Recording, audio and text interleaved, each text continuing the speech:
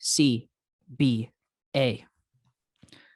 I saw Jode Sparks at a grocery store in Chicago yesterday. I told him how cool it was to meet him in person, but I didn't want to be a douche and bother him and ask him for photos or anything. He said, "Oh, like you're doing now?" I was taken aback, and all I could say was, "Huh?" And he kept cutting me off and going, "Huh? Huh? Huh?" and closing his hands shut in front of my face. I walked away and continued with my shopping, and I heard him chuckle as I walked off. When I came to pay for my stuff up front, I saw him trying to walk out the doors with like 15 Milky Ways in his hands without paying. The girl at the corner was very nice about it and professional. Was like, "Sir, you need to pay for those first." At first, he kept pretending to be tired and not hear her, but eventually turned back around and brought them to the counter. When she took one of the bars and started scanning it multiple times, he stopped her and told her to scan them each individually to, quote, prevent any electrical interference, and then turned around and winked at me. I don't think that's a word. After she scanned each bar and put them in a bag and started to say the price, he kept interrupting her by yawning really loudly. Hi, everyone. My name is Timmy Lee. Welcome back to another episode of Sarcasmaholic Cinema, the only film analysis podcast where we're drunk off of our own sarcastic assholery. As always, I'm the non-white one of the group, and I'm joined, as always, with the white one and the Spike Jones to my Charlie Kaufman, Zander. Say hi, Zander. Hi, Zander. Great. I'm surprised you didn't get like a funny laugh out of you, like with my intro thing. I mean, you guess I just was kind of kept rolling. I was expecting like, here's the punchline. Just kind of, hey, hi everybody. This is Sarcasmaholic Cinema, right? You're such a zoomer. You don't even know like the fucking like chocolate bar copy pasta. Whatever. No, I learned what a copy pasta was like a year ago. I'm so uncultured. Okay, It's great. Well, whatever. Anyway, today we're joined by a very, very special guest with us. He is a former president of the filmmaking organization Firescape Films at the University of Chicago. What? No, not true. Not true? Oh, okay. Well, let's just keep that title anyway because it just sounds impressive. Jode Sparks. Hi, Jody. How are you? Hey, everyone. I'm doing well today. I am in Firescape, but I'm not the president. I said It's Mary former Martha, president. right? So. I'm not. I've nor have I ever been the president. You've never been? I thought you were. Okay. Well, let's just pretend you are. Never So said that was too high pressure for me. I like to. Yeah. Well, let's just pretend you are for the sake of giving you some sort of credibility, if that's okay. So. I mean, the dude is literally making a film right now. I mean, I don't know like what credit we have in comparison to me. I mean, I've made short films for Firescape too. I mean, I have. Maybe I'm making one just for shouldn't be on this TV. podcast now. I don't know. So fuck off. So, Yeah. Anyway, Jody, tell us about yourself. Who are you? Why are you here? What are you all about, man? Why the fuck are you on this podcast, Jody? Yeah, answer these questions. I'm also asking in my head. I'm asking the same thing. I'm super happy to be here. I'm Jody. I am studying film. So if I have to like defend why I'm here, I am a film major at the university. I also have directed and worked on some films with the film club here. And I just love movies. I love cinema. I like making them. I like watching them. And then to my left here, I literally pathologically have to mention that I'm from the state of Alaska, and I have the flag hanging up right behind me. Can you do a Sarah Palin impression? That's really offensive of you to ask. Actually, why is that offensive? Thing. We can bring that up, but like if you bring it up, it's not so okay. So do you just get offended every time Tina Fey shows up as like Sarah Palin on Saturday Night Live or whatever? She hasn't been the governor for like a decade. Everyone needs to move on. Well, to be fair, Sarah Palin is literally the peak of Alaska. Like seriously, no one cares about Alaska since then. So we have a more kind of like Lisa Murkowski. I don't know. I feel like Lisa Murkowski is. Yeah, better. But Lisa Murkowski's not a meme like Sarah Palin is, though, and That's people true. only care about memes. Senator Murkowski does good work, Senator Murkowski. Yeah, but if she's not a meme, then who cares? People only care. You can't be on Sarcasmaholic Cinema if you're not a meme. Yeah. Okay. Yeah, that's why we're all here, right? Yeah, that's why we're all here. I'll dial it up. So this is kind of a question we ask for all of our guests on our podcast, but this is kind of a two-parter question. But like, what would you say is your favorite film of all time? And a more interesting question: what is your least favorite film of all time? Please don't disappoint me with that second part. Everyone refuses to answer that second part, and it always bums me out. So don't disappoint me. So yeah, These are big questions, Jody. Mm-hmm. I'll start with the favorite because that's one that I've actually given thought to. But I'm a big fan of Inside Llewyn Davis. The Coen Brothers film. Coen Brothers film. It's about it's got Oscar Isaac. It's about a folk singer in New York who's just extremely unsuccessful, and that's like the whole plot. It's like the log line basically. So I'm guessing Inside Llewyn Davis is your favorite Coen Brothers flick. Yeah, I mean, wouldn't that have to be how that works definitionally? Well, no, because like I mean, when people say like their favorite Coen Brothers film, it's always the same, like Fargo or The Big Lebowski or something like that. So like hearing Inside Llewyn Davis is like a refreshing like change of pace for me. So I always say like it's sort of an underrated movie, but I looked it up recently and like it's one of their most critically acclaimed ones. So I'm not allowed to. I mean, to be fair, like all their films can be described as that. Like they're all critically acclaimed, but like they're not like Spielberg movies where like they make $1 billion at the box office or whatever. So yeah. So but yeah, no, that's a great answer. Yeah, I appreciate that. And then your least favorite? So this is very controversial, but my least favorite film is it's easy to say that it's D.W. Griffith's Birth of a Nation, both because so a cop-out answer, not like a real answer. You have to be incendiary here. Come on. It's an we have to judge you. Come on. Got two reasons here. The first and obviously most important is incredibly racist film, terrible racist even for its time. Really? has had a bad material impact on our country, and also that shit is 3 hours long. Is a 3-hour silent film. I have critical issues with Birth of a Nation. It's too long. That's your main issue with Birth of a Nation, the too long part. Nothing else, right? Racism is The racism is the worst part. So you say. And it's also 3 hours long. How do you feel about Lord of the Rings then? My take is just Lord of the Rings is like needs an editor. So. Well, it's also 6 hours long and racist. So maybe Lord of the Rings is racist? I mean, like Tolkien used some. Am I gonna get like am I gonna get roasted by like Tolkien stans for saying this? But like, well, as someone who took a class filled with Tolkien stans in a Tolkien themed class, yeah, you're gonna get like hot shit from them. I mean, I don't disagree with you, but it's Lord of the Rings, it's fantasy. I'm not so much in Lord of the Rings here. You're not gonna get shit on by me here, Jody. I guess like okay, I think I've slowly started. I think the longer I've done this podcast, the slowly I've realized that I'm the only one who gives a shit about Lord of the Rings. Like, and that's bizarre because like Lord of the Rings is a big phenomenon. It's like I would argue it's on the same level as something like Star Wars or Harry Potter, but I guess that's just me in this instance. But whatever. So. I put it up there, but I mean, yeah, it's like definitely one of the defining like fantasy franchises of cinema. I just like I marathoned it one too many times as a kid, and just I can't handle the climb up Mount Doom where it's just like, can you stop like dropping him and just go, please? Like, this takes a half hour. Metaphor, man. Come on, it's a metaphor. I don't like metaphors, for baggage and how Jesus had to carry a heavy cross. Frodo is Sam's heavy cross Jesus thing. Oh God. Oh God. Okay. Or I don't know, whatever. You think maybe Jody, that's your least favorite film take? Maybe is that what that is? Yeah, apparently. I didn't realize this.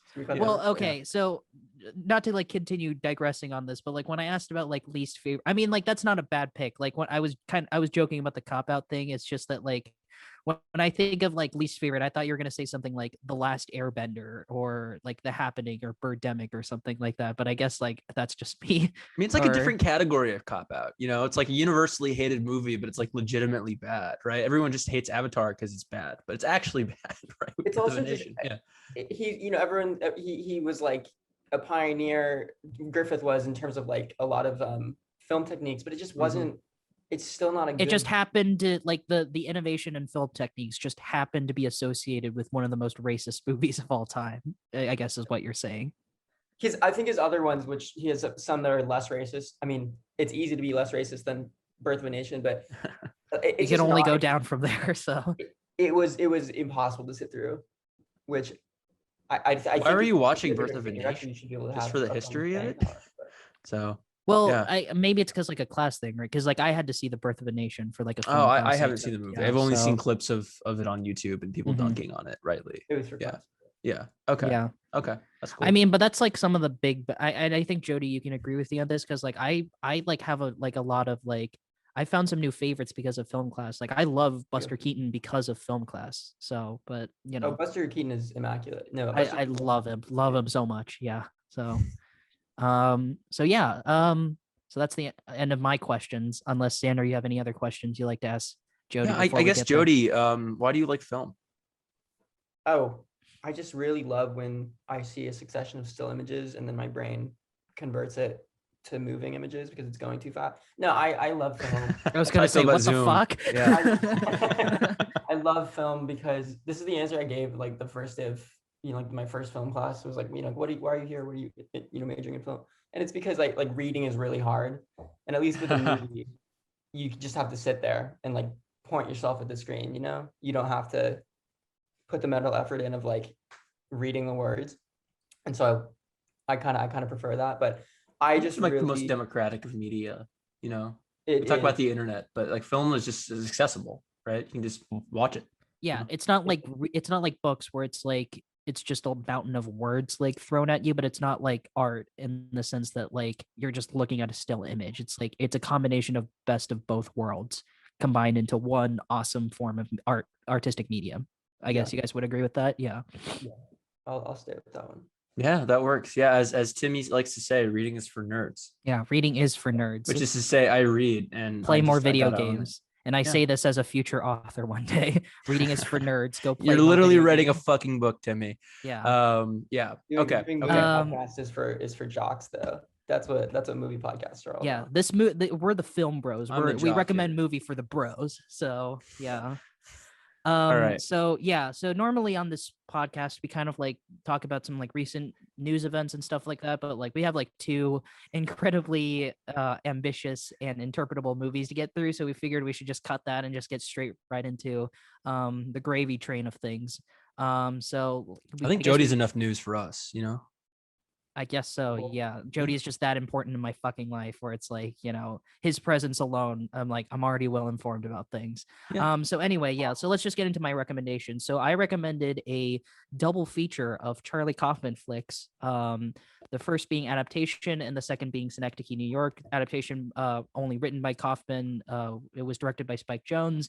And then the second being both written and directed by Charlie Kaufman in his directorial debut. So do you guys have a preference over which one we talk about first? Because if not, I'm just gonna get. Well, I think Adaptation is the first one on the doc, so let's go. Well, I mean, but it's up to you guys. Like, we can talk about either. I'm down to talk about whatever first. So if you guys have no preference, then let's just get into Adaptation first. So yeah, Adaptation. So like I said, directed by Spike Jonze, written by Charlie Kaufman.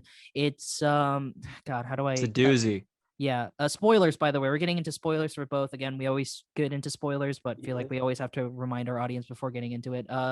So basically, it's a very meta film about real life writer Charlie Kaufman trying to adapt the novel The Orchid Thief by Susan Orlean. And it's basically a character study, but also a meta-analysis / satire / commentary on not just adapting books. A lot of words right there. Well, no, but that's literally just how I'm supposed to describe this, because I can't describe it any other way. It's it's a movie about Charlie Kaufman, who's writing a movie about a book called The Orchid Thief, which is a real book that Charlie Kaufman was supposed to write a movie about.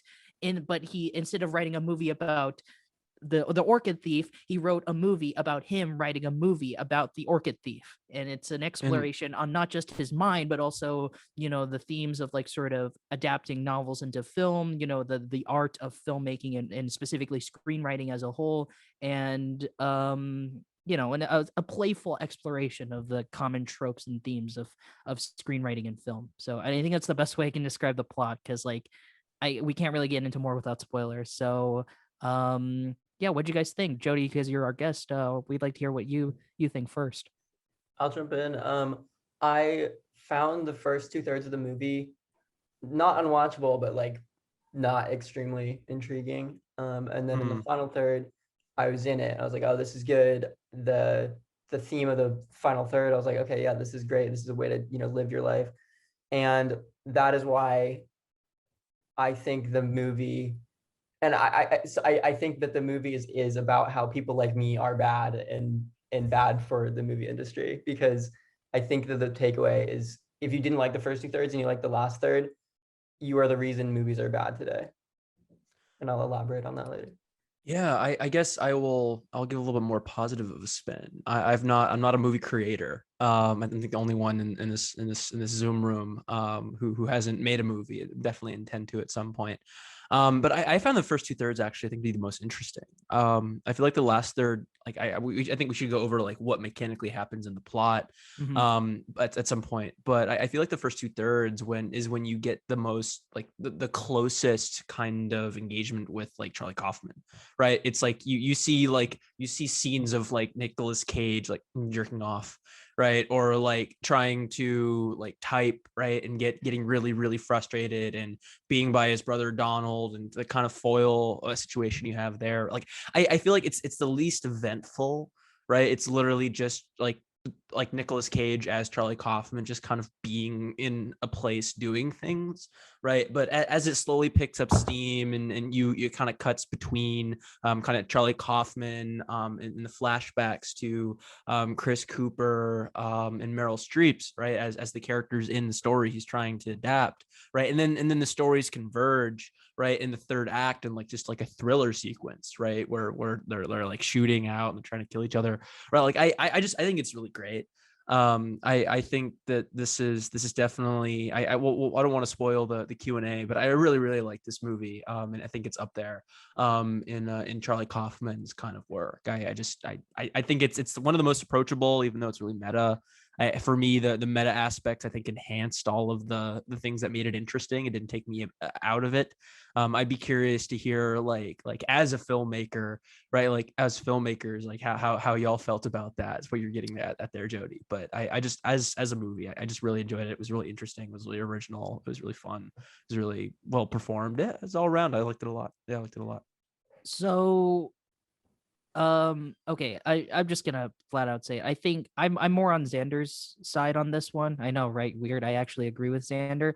That's why we have guests. Sometimes we got to mix it up. I kind of I here's what I'm gonna say. I agree with a lot of what Zander says, but I want to comment on the whole like if you didn't like the first 2/3, like you're the problem with like the movie industry. Like I don't necessarily think that's what he was trying to go for, because I didn't like I I didn't really look at this from like a literal perspective. I looked at it very much from like, okay, if I'm trying to imagine how Charlie Kaufman wrote this film and I'm looking at this from Charlie Kaufman's perspective, like what do I see? And what I see is a very metaphorical perspective on not just his writing process, but just the whole entire writing process of Hollywood, what it's like to be in the mind of a Hollywood screenwriter. So like there are multiple times in the film where Donald is like very much he wants to be a screenwriter like Charlie. He's like, oh, I was thinking about having like a serial killer, and then he's like gonna dismember like parts of the body and stuff, and like the cop and stuff like that. And it's like Charlie Kaufman, the one Nicolas Cage, not the writer, he's always downplaying Donald Kaufman's notes. He's like, no, that's stupid. You can't do this. Or like,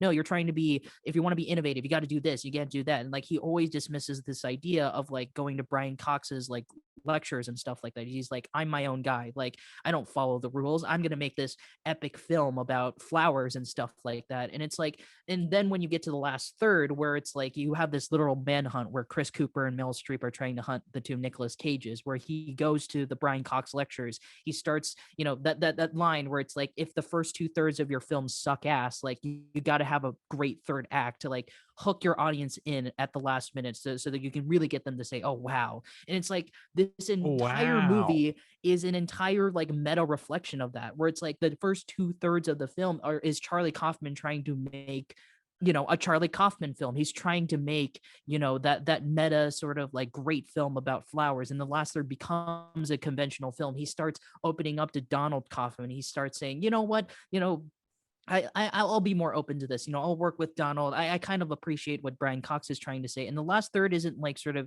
it's not some scathing indictment on like, oh, I hate how like conventionally like scripts are written. It's like him slowly realizing it's like, no matter how ambitious I can get with my scripts, like at some point I'm just going to have to adhere to like the basic principles of like a 3-act structure of a script. But it's not, but I don't think it's viewed as in a bad way. It's like, I feel kind of at the end, like I kind of interpret it as like Nicolas Cage finally being comfortable with himself. It's like, I don't have to like, I can finally adapt to this like form of screenwriting, where it's like You're it's so in funny, the yeah, Timmy. it's in the fucking title, adaptation. It's adaptation not just because the film itself is an adaptation of the book that Nicolas Cage is trying to adapt, but it's also, you know, a metaphor for how Nicolas Cage himself, Charlie Kaufman himself, needs to adapt to this new environment of like adapting a book while also maintaining his creative integrity, if that makes sense. So at least that's how I interpreted things. So Yeah, I don't take it as like a generalized criticism of Hollywood. I take it as a very introspective, like self-character study, right? It's about Kaufman and about like his writing, right? And maybe his pretensions, right? Or pretentiousness that that he recognizes and he kind of loathes, right? Like Nicolas Cage is a very awkward, self-loathing character, right? And it's only through like his engagement with other kinds of writing, right?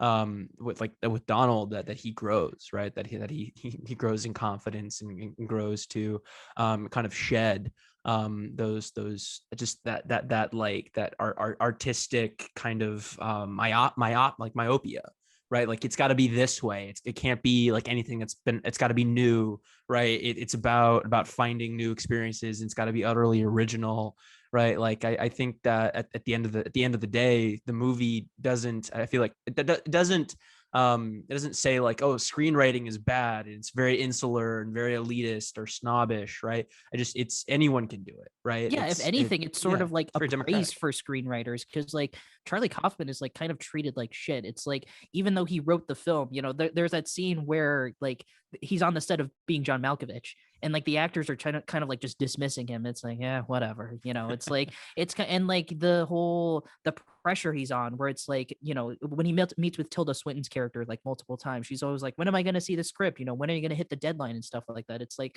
no respect for like Hollywood screenwriters, you know, like they have this artistic integrity to them, but it's like they also have to meet a deadline. They got to like think about like basic 3-story act structures for the sake of making it, you know, appealing to like modern audiences and stuff like that. It's like I got a lot of appreciation for screenwriters from this film, and I loved it. So, you know. Yeah, I guess Jody, why do you feel the opposite? Like where do you feel like the film is antagonistic towards screenwriting? Yeah. I think so. I appreciated Timmy's point about the title adaptation. You know, it's very clearly referring to the adaptation of the novel and the movie, whatever. But it also is referring to Charlie Kaufman as, or you know, Nick Cage as Charlie Kaufman, adapting to being able to write a Hollywood script, or you know, adapting to the world that needs him to write the script that he eventually writes. But I see the turn that happens. I see this, you know, this third act turn as more of like him compromising himself, because throughout the movie, his like stated goal, what he says over and over, is he just wants to make a movie about flowers, because that's what he thinks the book is about. Yeah. That's what he thinks adapting it is about. And the movie is not about flowers. The movie, in that final third especially, just departs from being poetic, from being introspective, from being about, you know, the topic that he says he wants to write about, completely. And so I see that as him compromising what he wants to do to meet the needs of Hollywood, of his agent, of his, you know, the producer, of the audience. And I view that as negative. I view that as, you know, the artist is not able to do what the artist wants to, even though it makes for a better movie. Like it makes for a movie that I would not have enjoyed this movie without that last third. And so I understand why he does lesson it, in the the lectures, right? Wait, so Yeah. I'm a bit Exactly. so I'm a bit confused. So you liked the last third, but you found but it seems like, okay, it seems like you just maybe, okay, let me rephrase this question. So your main issue with the film is that you think the themes of the film don't resonate with like what's actually happening in the film, or kind of clarify things a little bit for me. So I don't really dislike the film.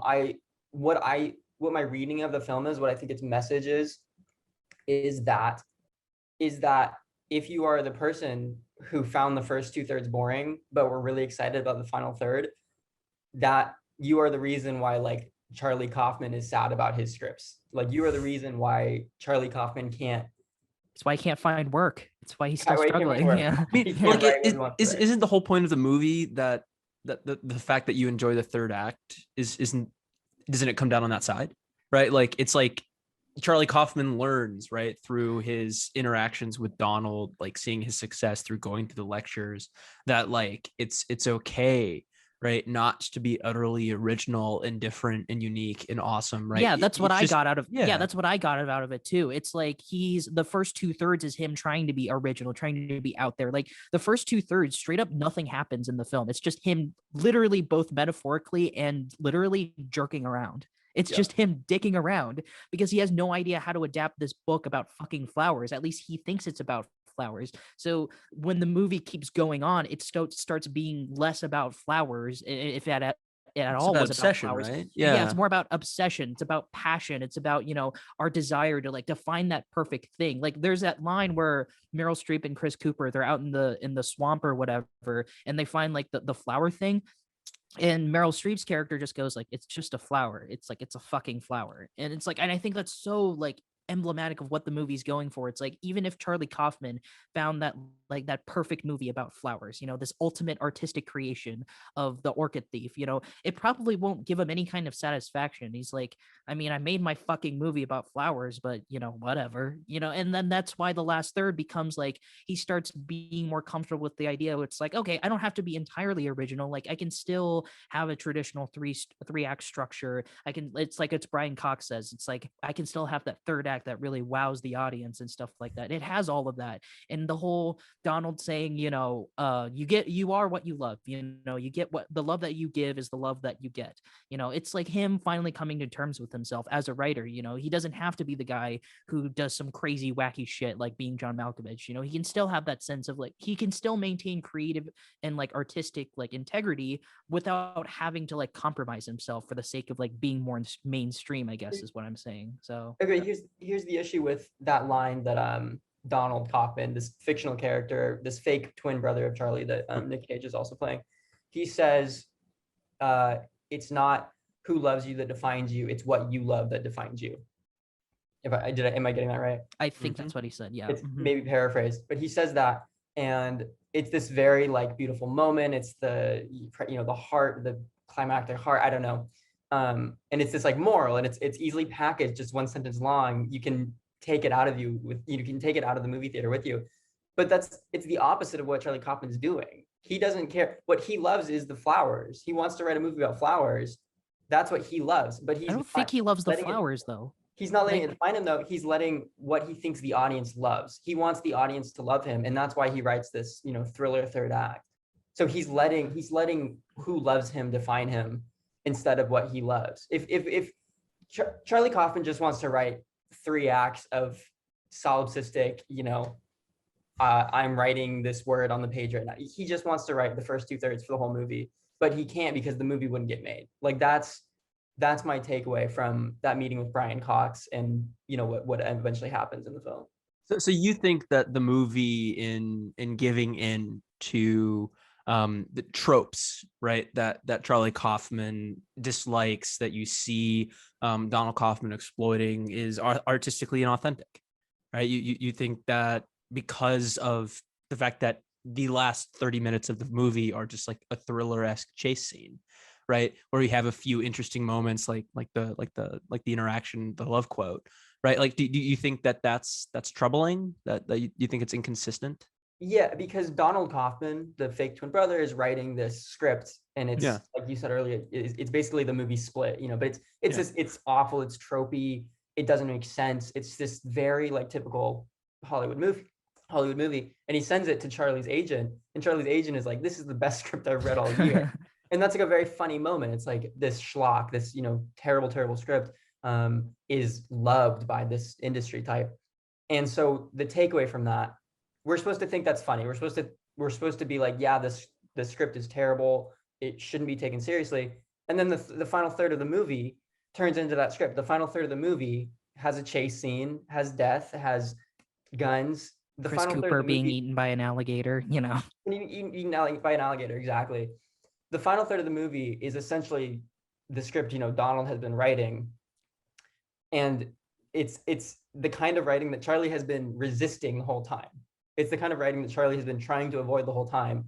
And the fact that he eventually gives into it, to me, it's because he has to, not because he accepts it. He just realizes. I don't agree film with that though, exists. because then if that were true, if it's a minute and minutes of defeat, then why would the movie just end so optimistically? Like, why is Nicolas Cage's Charlie Kaufman like being like, he finally has the confidence to tell Amelia, that was her name, that like, hey, I love you, and like he kisses her for the first time and stuff like that. He's like throughout the film he's always talking about how like, oh, I'm fat, I'm bald, I'm old. It's like he's finally comfortable with himself. He's finally like I don't think it's in a minutes of defeat. It's like it's him finally saying, I don't have to be that crazy out there screenwriter. I can still I can still be myself, but I can also, adhere to some certain principles about screenwriting and stuff. So this is maybe what my issue with the movie is. The final third of the first 2/3 of the movie, I think, are honest.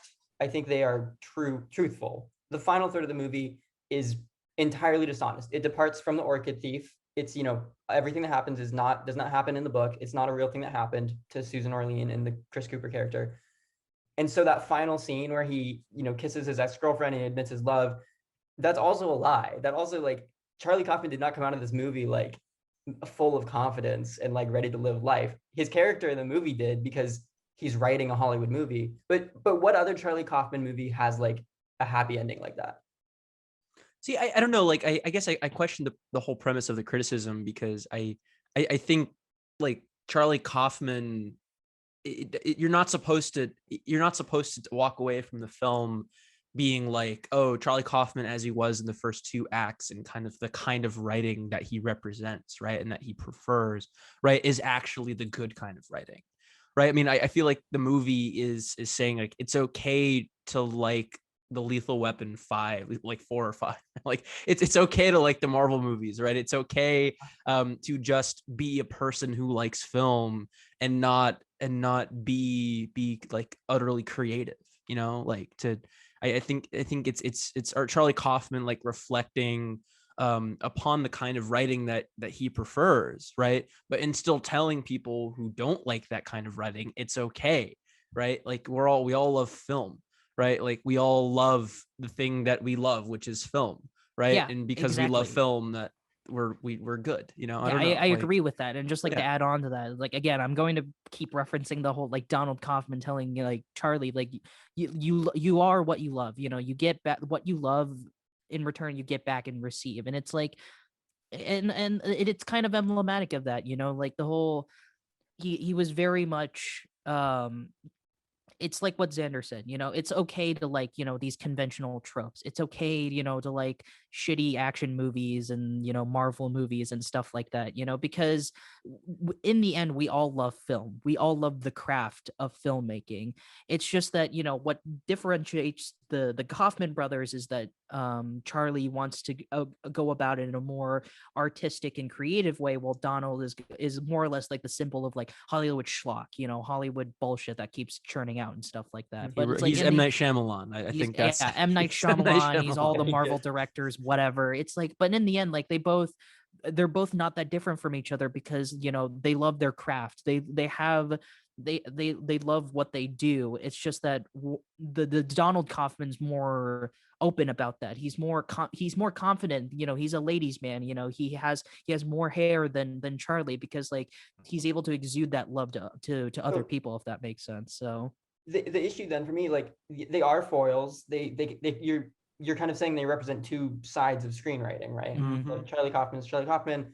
Donald Kaufman is like M. Night Shyamalan. The I would even say Donald is the screenwriter Charlie Kaufman wishes he was. Like he wishes he was that smooth talking ladies man. I don't think so. He doesn't want to be that screenwriter. I think the movie comes down as kind of a synthesis between the two, right? I mean, because we have to remember that like maybe the movie, like the content of the movie kind of is a dynamic between these 2 competing visions of screenwriting and film. But like the movie itself is something different from both what Charlie Kaufman and Donald Kaufman represent. Like the movie itself is the exact kind of original meta like thing that Charlie Kaufman is struggling to do with the Orchid Thief, right?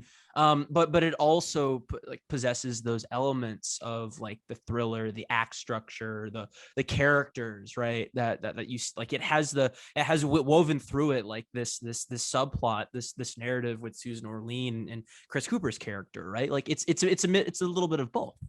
Right, like the movie itself is a little bit of both, even if like the tension rests on like symbolically between like these two Kaufman characters, right? Like the movie is both, right? And maybe that's why it's great. It's both, and it squares that circle.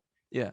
My issue with that, I mean, I think that's a good point, but I see that as at the beginning we've got these two independent poles, and then Charlie moves closer to the Donald. Charlie becomes more like M. Night Shyamalan. M. Night Shyamalan does not become more like Charlie. M. Night Shyamalan's movies do not get more introspective. They don't get more philosophical. They don't get more interesting. I mean, Happening is pretty funny. After Earth is pretty funny. I'm just saying. It's unintentionally philosophically funny. There you go. It makes you question your existence when you're watching it. Maybe that's true. How you ended up in that theater. Yeah. But. I don't know. I guess for me, like we can argue rounds and rounds about this, but I feel like even though we disagree, I think that's like the main takeaway. It's like we get whatever we want out of this. You know, it's like, is it a more pessimistic like admittance of defeat, or is it more a coming to terms acceptance type of thing? You know, I think that's the great thing about this film. It's that like, even though it's very meta, it's very sort of satirical in its tone. You know, it doesn't feel looked down upon. It doesn't look pessimistic, at least compared to most Charlie Kaufman films I've seen. It's like, it's an honest portrayal of like not just this psychological disarray that this man is going through, but like, you know, how he eventually comes to term with it. You know, it's like, how the fuck am I supposed to write this book about flowers? Okay, well, and like he has those moments of like, he has those quote unquote moments of clarity where like he talks to the microphone. It's like, oh, the movie's about to start with like the beginning of the world and like evolution and stuff, and then it's like, oh, the movie's about the Susan Can I just Orlean comment? and stuff like that. I found those moments like really fucking cool. Right, like where later, like you see moments in the film, and then later on, like Charlie Kaufman's characters, like it's you see the moment where it gets written, right, where it gets like created, or like I found that really fucking cool how they made it work. But I just want to say like the funniest fucking moment in the scene is like when he's like when he's at the seminar, right, and he's like thinking, and it's narration. Right. And the dude is like, never fucking use narration. Right. And then I just was laughing my ass off for like 5 minutes. And I'm glad you brought that up because like it's like Brian Cox is this like, you know, he presents himself as this authority of like the rules of screening. It's like, never use like, you know, voiceover. You know, any fucking idiot can like, you know, use voiceover to like channel like a person's characters and thoughts. But Kaufman uses voiceover throughout the entire fucking movie. The first 5 minutes of the movie is literally just a blank screen and voiceover from Nicolas Cage. Like it's like, it's shit like this that I really love about not just the movie, but Kaufman. It's like all this meta shit where it's like, you know, Kaufman is trying to indulge himself a little bit in like the tropes or like the bad things you shouldn't do in filmmaking. But then you have Brian Cox saying, no, you can't do that. You got to do this and this and stuff like that. So, and just to crystallize, I'm happy to move on. Just to crystallize my thoughts on this, the Brian Cox character, I think gets down to really what I think the movie is critiquing or is bemoaning. So Brian Cox plays Robert McKee, who's a real person who's written a book called Story, you know, and it's authoritative. You know, it's every Hollywood. Fun fact, Charles or Chris McKee? Sorry, I keep forgetting. Charles McKee. Robert McKee. Yeah, he actually requested Brian Cox play him in the movie, so I thought that was kind of an interesting thing. Yeah, so that's neat. But anyway, continue your point. Yeah, we get the scene. Charlie Kaufman finally admits defeat and goes to the seminar and watches Robert McKee, played by Brian Cox, you know, talk about how to write a movie. They go to a bar afterwards, and Robert McKee is giving him advice. And Robert McKee says, you cannot have a deus ex machina. You cannot have, you know, God save the characters at the end of the movie. That's not allowed. But Robert McKee is the deus ex machina. He is literally, he's the god of storytelling. The god of Hollywood screenwriting. He comes in and he saves the movie, because after that it's this exciting, you know, thriller. He comes in and he saves the main character from metaphorical death in a shitty screenplay. So that I think is what Charlie Kaufman is sad about. He's sad that like Robert McKee is right about being the god of storytelling. He's sad that these conventions are the right way to tell a good story because it means that thrillers are better movies than introspective, boring character studies, because Robert McKee is actually the god of storytelling. I think he's critiquing how it's imposed, right? Like how everyone has these expectations, right? Because I it's thought it was a critique profit-driven. more on the audience than anything, like not like on Kaufman's like writing style or anything like that. So sure. I think the reason the audiences are bad is because maybe human brains like a specific kind of story, and I think that ultimately, or maybe it's our culture likes a specific kind of story, right? I mean, like the 3-act structure is just maybe unique to this time, right? Yeah, it's like it's how we've been telling stories since like the literal dawn of fucking man, which is why they reference the whole like evolution of things, from the birth of time. Things have been this, and then they've been evolved to this and stuff like that. I mean, you could pull up the monomyth. I'm sure there's references to the monomyth. I'm sure there's a video essay about how adaptation is Joseph Campbell's monomyth, but that's what I'm saying is like because Charlie Kaufman can't change that. Charlie Kaufman can't change the human psyche, but the stories that he writes are not always the stories that like mass audiences want to hear. And I think that is what this movie is sad about. That is what this movie is an elegy to, is Charlie Kaufman's disappointment. Yeah, that makes sense. Yeah, That's why fucking brilliant. I don't know. Yeah. I kind of want to talk about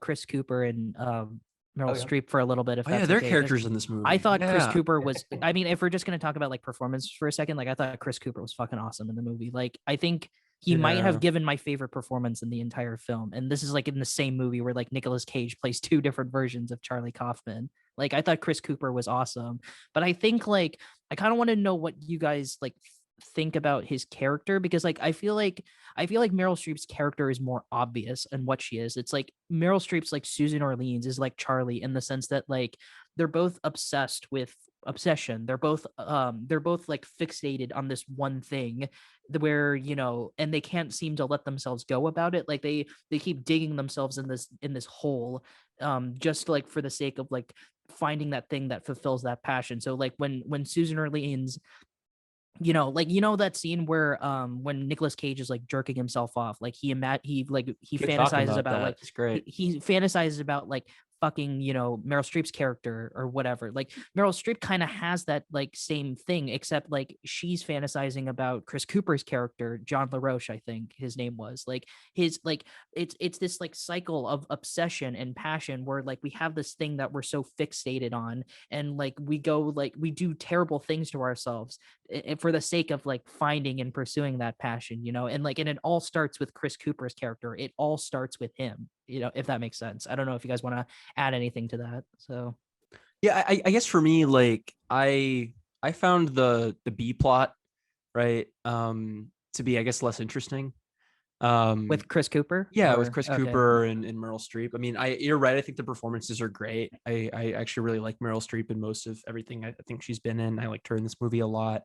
I guess I didn't vibe with Chris Cooper's LaRoche that much, just because it just felt like Florida man, right? Like he felt like pretty one-dimensional. He's just like a guy who moves between different things, is kind of an asshole, uncaring about other people in the world. Had some bad experiences with his family dying. I don't know. I kind of viewed Chris Cooper's character as like I thought Chris Cooper's character, like, again, like I looked at him from like a metaphorical perspective, and I think he's like sort of like he's the thing that holds the movie together, in the sense that like he's the only quote unquote real character in his book. Like when Nicolas Cage goes to his agent and he like reads the newspapers, like there's not enough about him in this movie, like he tried making him the main character of like his supposed adaptation of like The Orchid Thief, because he's literally the only fucking character in this entire book. So he's kind of the anchor of this whole thing, the obsession of he tries to make it about, John LaRoche. He tries to make it about Chris Cooper, but then he slowly makes it about Susan Orleans. But then they both kind of like are just like accidentally combined into this one See, entertaining I find it last really act interesting stuff. that Kaufman couldn't write a movie about the writing of The Orchid Thief, right? Like he doesn't go from adapting The Orchid Thief to like adapting the writing of The Orchid Thief, I feel because like like it the whole was point. this, though. I mean, That but was like the movie, wasn't it? I mean, well, Him the whole having point. writer's block. Yeah, it was like him writing a book, like writing like a screenplay about her writing the book, right? And just the whole point of like the why the Orchid Thief was so unadaptable was because she inserted so much of herself into the book, right? So like why does he jump to himself and not to her? Because she is profoundly affected, right, by the writing, right, and her engagement in getting to know LaRoche, right? The affair is fictional, I believe. Jody, I'll but let you speak yeah. after I give my point, but I kind of want to just like address that. But like, so I think that's why like Charlie Kaufman's like inserting himself so much. He's literally the main character of this like supposed adaptation of the Orchid Thief. But I feel like in a way, I feel like this is the best adaptation you can make of the book, because like if you strip away the flowers and like crazy Florida man and stuff like that, like what you have is a book about passion. You have a book about obsession, about like finding that thing that like fills your creativity gap or whatever. And that's kind of what's going on with Charlie Kaufman himself. He's obsessed with making this great movie about flowers. He's obsessed with like creating the perfect adaptation of the Orchid Thief. He's obsessed with fucking Susan Orleans herself, and I feel like in that sense, when you look at it from a metaphorical and meta perspective, like this is probably the best adaptation you could get of it. Hence adaptation, because it's like that's what the book is. It's about passion. It's about obsession. It's about the longing for creative like integrity and artistic. Yeah, I think Susan Orleans like real world persona. I remember like a quote where she was like, when she reacted to the screenplay after having read it, she's like, wow, this is horrible, but like it lives up to the themes of what she was going for in the Orchid Thief, right? Like the Orchid Thief is about this obsession, right? And in this self inadequacy, right? And passion, right? These things that we're talking about. And Charlie Kaufman's like, oh, I've got all that too. So let's talk about me here. Hell yeah, and I think man. that's pretty great. Yeah, I think that's pretty great. So yeah. Jody? I don't have too much to add here. I think you did a good job. I was just thinking about how glad I am this movie wasn't made after like 2016, because if it was, it would literally just be like a New Yorker writer going to talk to like a Trump supporter. That would have been like the entire conceit, and it just would have been unwatchable. Yeah, maybe Chris Cooper. Trumpism. I was gonna say maybe Chris Cooper should have played Donald Trump. So he very well could. I guess I'll end on this. Like, I think my favorite thing about like watching and talking about this this movie was I was watching a couple of video essays on YouTube, and I found one by a guy, like a channel I really like, Now You See It, right? And in his review of Adaptation was a 20-minute short about his experience writing his review of Adaptation, right? And how hard it was, because he was hitting like a million subscribers at that point. And I thought that was very meta and very funny. We can get into our final points, but I kind of want to say one more thing. Sure. I think, and I think this is like kind of sums up what I love about the movie, is that like I think Adaptation is like, it's a film about film, like I'm not sure if you guys are familiar. I know Xander's definitely more familiar with this. It's like, how like Watchmen is described as like a comic about comics. It's like that kind of story could only exist as a comic book. Like, I feel like Adaptation is kind of the same thing. It's a film about film. It's a film about screenwriters, about adapting books into film. It's about, the process, the mentality of a screenwriter, when he suffers from writer's block, and when he has to like give up some of his like, his personal philosophies for the sake of like adhering to a basic 3-act structure and stuff like that. It's like, this could only exist as a film. Like, you could not see this in like any other like artistic form of media. And like, I think the best films do that, where it's like, this could only exist as a movie. You could not have this as like a book or a TV show or a photograph or something. It's like, it's a film about film. It could only exist as a film. And like, and I think that's what I just really appreciate about it. I don't know if you guys like agree with that, but I just figured I just had to say that out loud. So no, I agree with that. And I would say this movie actually shares a lot of like creative DNA with Tropic Thunder, which is an odd. Yeah, choice. another great. Yeah. They're actually very similar. Mhm. I've been really wanting to So- watch Tropic Thunder for a while. It's a good So- movie. I think it's Ben Stiller's best directed film because I don't think I like anything else from him. Honestly, did you direct like Walter Mitty? Yeah, but I didn't like that one at all. I remember that movie. I thought it Sean Penn was fine. literally the only thing I liked about the movie. Everything else was like whatever. Anyway, we can you want to get into final thoughts? Yeah. I guess I can go first if you because I don't know. I feel like I've said everything I wanted to say, you know. I guess dumped all my thoughts. I'll go ahead then. Yeah, okay. Yeah, so I think I really enjoyed this experience. I think really the only really things you can talk about are the writing and the performances, right? I mean, it's directed by Spike Jonze, right? Jones. Like the cinema or Jones. Why did you say Johns? Or Jones? You said Spike Jonze. Come on. Yeah, it's Spike Jones. Yeah. Spike So- Jonze. Okay, Spike Jonze. And no, that's my train of thought. Thank you, Timmy. I gotta correct my yeah, like you can talk about the direction, you can talk about the cinematography, but at the end of the day, I think it comes down to like Charlie Kaufman, right? He's literally the protagonist of the story, right? He wrote the story, right? He and Donald Kaufman literally got an Academy Award. Fictional character got an Academy Award because of this movie, right? I really enjoyed it. I think there's so much as a movie lover, right, that I can think about, right? That I am motivated throughout the course of the movie, right, by how original and how creative it is. It's got this B plot that's literally the story of this book, right? And then like just Charlie Kaufman being portrayed by Nick Cage, right? I can kind of take so much from it, and just throughout the movie I was engaged dramatically. There were really funny moments, right? It was very provocative. I really enjoyed it. And I think for me it's gonna be a 10 out of 10. Yeah, I don't think I changed a thing. Yeah. Jody, you want to give your final thoughts before me? I still want to kind of like process some things. So He's thinking. He's thinking here.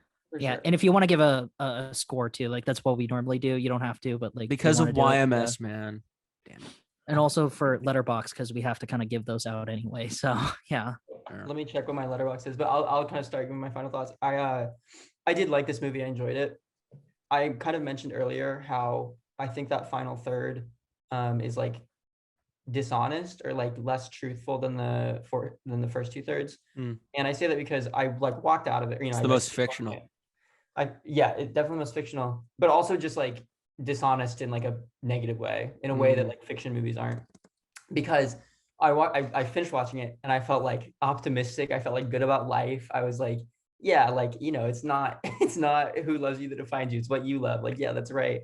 And that is not a Charlie Kaufman movie to me. That's not how Charlie Kaufman movies are supposed to make you feel. That's not what he writes. And so I think to me, the fact that this movie left me feeling pleasant means that its final third at least is Charlie Kaufman saying, yeah, this really isn't Yeah, what is this, a Spielberg feature? If I wanted to feel good about myself, I'd watch a Spielberg movie. Come on, Charlie Kaufman, be better. Exactly. I'm giving it a 7 out of 10. Nice. Respectable. Yeah. Yeah, I don't know. I don't know what to say. I feel like I've given everything, you know. I love this film. There's just so much meat to unpack here. And you know, we've been talking about a lot about Charlie Kaufman. Like I feel like I want to give credit where credit's due to Spike Jonze, you know, for not just like taking all It's this John's, like Timmy. Sure, yeah, taking all this information from Kaufman and just like bringing it out into something that's just as so technically well done and so like so amazing as this, you know. It's just I love this film. I can't wait to see it again in the future. Like I'm definitely going to be watching this like more times in the future. And yeah, I think I agree with Zander. I'm giving it a 10 out of 10. So Awesome. nice. So we okay, you want to get into Synecdoche now? yeah, let's do Synecdoche. Do you want to introduce Synecdoche? Because I did adaptation. So Oh, it's your recommendation, bro. Yeah, let me pull up the IMDb. well, no, I did one, and you know, I figured, you know, I didn't want to do it well, all. We You like guys- equity here. It's all yeah. good. So if you want to introduce Synecdoche, I don't mind. So Yeah. Okay. So let's get into Synecdoche.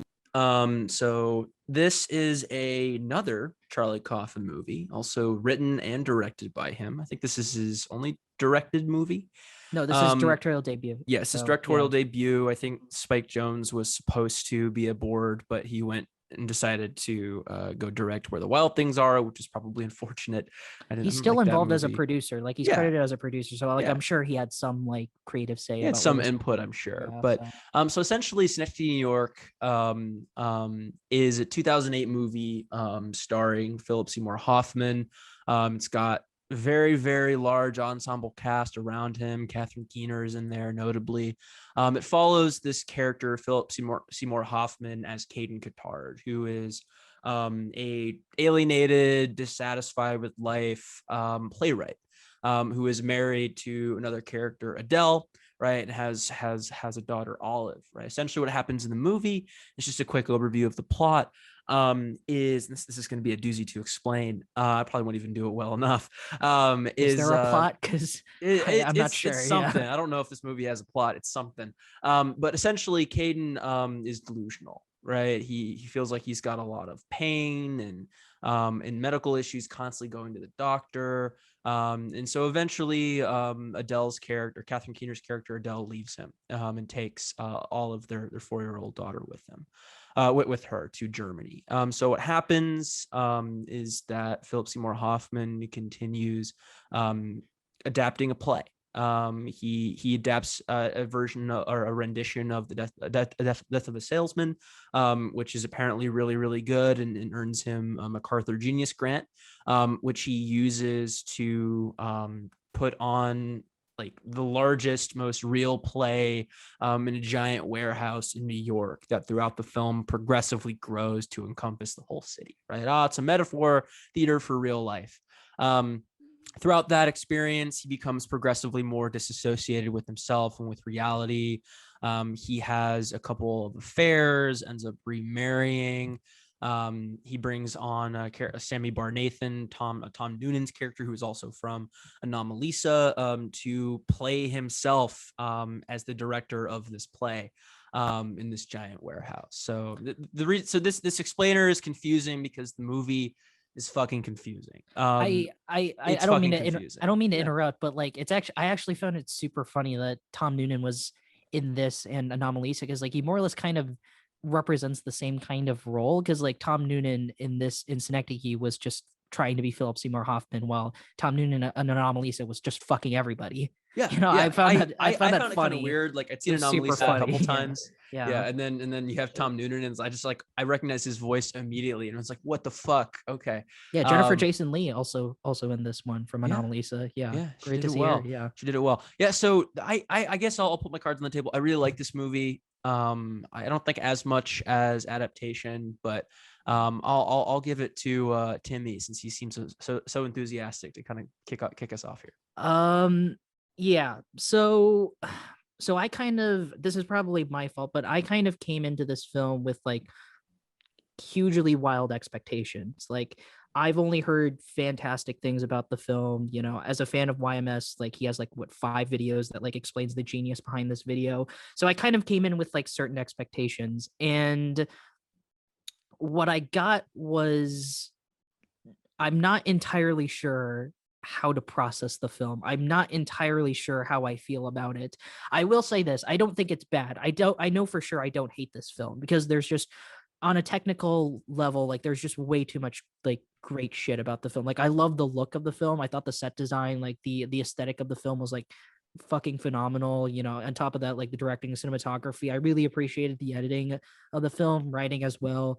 There's just a lot to appreciate about it from a technical level. So like I definitely think it's a good movie, but I don't know, like I think I kind of feel what Jody felt about Adaptation is kind of how I feel about this one, where it's like I can definitely see what Kaufman was going for with this film. I can totally see, what he's trying to explore, these ideas of like morality, death, trying to find fulfillment in life when like your life goes to shit, the struggles of being an artist, like making that that great thing. It's like I get all that.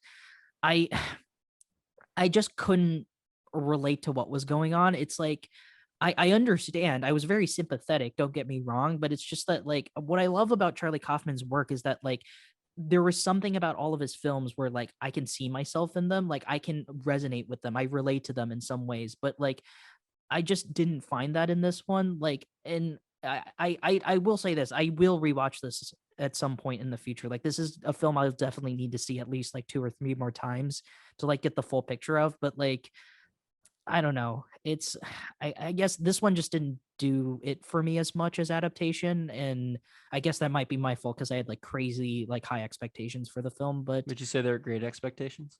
sure, yeah. But I liked it though. Overall, I did like it, and I do want to see it again. But that's just about it for me. So I don't know, Jody. I'll let you take it from here. So yeah, no, I think I agree.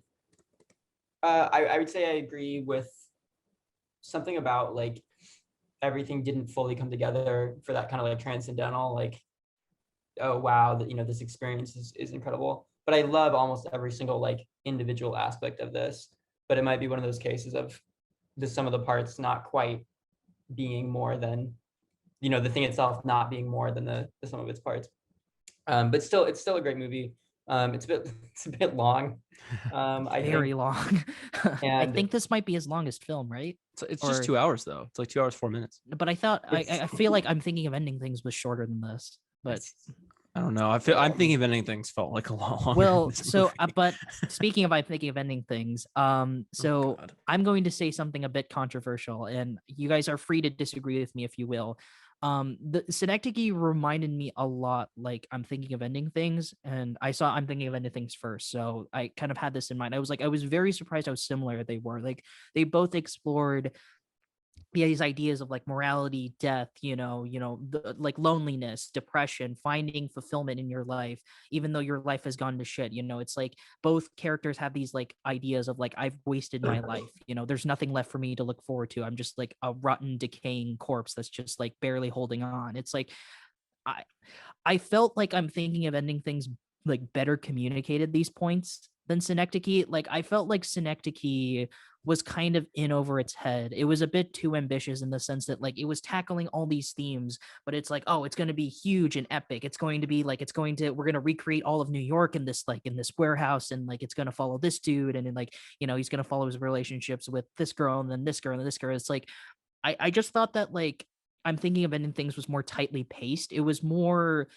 focused on those goals. It was like they're both exploring the same ideas, but I'm thinking of ending things better communicated those points because it was more focused. It was more singular in its direction. It was like, we are going to tackle these same themes, but like now in a more contained environment. Now we're just going to focus on these group of people, on Jesse Buckley's character specifically, than just like this sprawling epic of like Philip Seymour Hoffman and then all these other people. I guess is just how I feel. I don't know if you guys disagree. I know Zander disagrees, but yeah. I would just add on to that. I think I'm thinking of ending things benefits from the directorial experience. It's not his debut, and Synecdoche is. I think there's a few more scenes, and I'm thinking of ending things that are like good scenes, and you're like, oh, I could rewatch this scene. I could pull up the YouTube clip and watch this 5-minute scene. I don't know if Synecdoche, New York has many like individual scenes that are like, oh, this is great to watch. I love to watch. I mean, it. I could do that, like, because there are a lot of impressively shot like scenes. Like everything's just well coordinated. It's just a matter of like it's just a matter of how much I could see myself in it. It's like how like I resonated more with I'm thinking of ending things than Synecdoche, if I'm being honest. So yeah. I looked up. So one of the big things in Synecdoche is the Philip Seymour Hoffman's character thinks he's dying, and like he has all these illnesses, all these diseases. And I looked up like when the movie was made and when Charlie Kaufman was born. I think what happened, Charlie Kaufman turned 50 and he was like, okay, I've got to make a movie about dying. Like I'm going to die soon. I'm near the end of my life. And so that's why if it's a little inaccessible, then, maybe turn 50. I just thought it was just better communicated, and I'm thinking of ending things though. Like it was just more focused. So I guess for me, like I think there's something to be said for like the grandiosity, right? of Synecdoche, right? Yeah. Maybe that I take the point, right? And I don't think this is my favorite Kaufman movie. I take the point that maybe it's a little bit too all over the place. It's got too many characters, too many things happen. It's too muddled, right, as to how things relate to one another. I mean, I felt like that about it. I'm thinking of ending things, but bracketing that off aside, like I think that this movie is ambitious, right? It says the most. Right. I'll admit I had a hard time rewatching it because of just how I don't know how cutting it is, you know, and how it makes you feel and how and what it's about. But I really liked just how it slowly lost touch, right, with reality. We talk about how we want it to be like more contained, more grounded, and that's the first third of the movie, right? He's just a playwright, he's got a family, right? And then the family starts to fall apart, right? Adele leaves him, his daughter's taken away, right? He falls variously in love with different characters and then kind of stops, right? And then once that groundedness, like that grounded center is kind of taken away, like he throws himself into art, right? And art is not something that is contained, right? It doesn't, it's not always just about like Charlie Kaufman like just writing a screenplay, right? It has a sense of timelessness to it. Art has like timeless. It's unbounded, right? Mhm. He's desperately searching for something to grasp onto, right? And so when he's unable, like his wife's paint, like his ex-wife's like paintings are like super tiny and really contained, right? And he can't compare that. So he in his desperation, he reaches out and is like, I'll adapt everything. That's what I Right? kind I of, think that that's was an cool. interesting thing I noticed. It's like both Philip Seymour Hoffman and Catherine Keener are artists, but like Philip Seymour Hoffman's art progressively gets bigger throughout the film, and Catherine Keener's art progressively gets smaller, but they Mhm. both end up in the same place. They both end up like dying of like some sort of disease, you know, like Philip Seymour Hoffman had all the diseases, but like Catherine Keener dies by like lung cancer, which is kind of foreshadowed in the beginning. But they all, but and though even though they both go in different directions, they both end up in the same place, both artistically and like, I mean, that's the whole point of the movie. I mean, no matter what everyone difference, dies, we'll all Synecdoche return, style. right? Yeah, we all gonna die. we'll all return to dust, right? I mean, I guess just for me, like, the idea that like maybe making it more contained and more grounded makes it more approachable. I don't think you can have this movie.